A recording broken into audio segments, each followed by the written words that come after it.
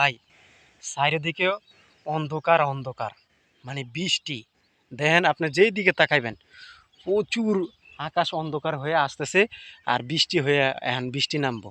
তা আসলে আমি যতবার ভিডিও বানাইতে আসি ততবার মানে বৃষ্টি আসবেই। তা আসলে আমার রাশিটাই খারাপ। বৃষ্টি, এই যে দেখেন আপনি যেদিকে তাকাইবেন সেদিকে বৃষ্টি।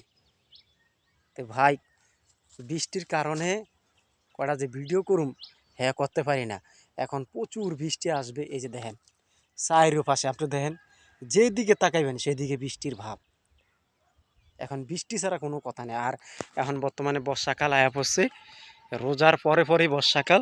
এই বর্ষাকালের ভিতরেই বৃষ্টি আসা শুরু করে, এবং মানুষের আম, জাম, কাঁঠাল এগুলো নষ্ট হয়ে যায় বৃষ্টির কারণে। কেননা জানেন এই বৃষ্টির ভিতরে শিল পড়ে, শিল পড়ে হের পরে নষ্ট হয়ে যায়।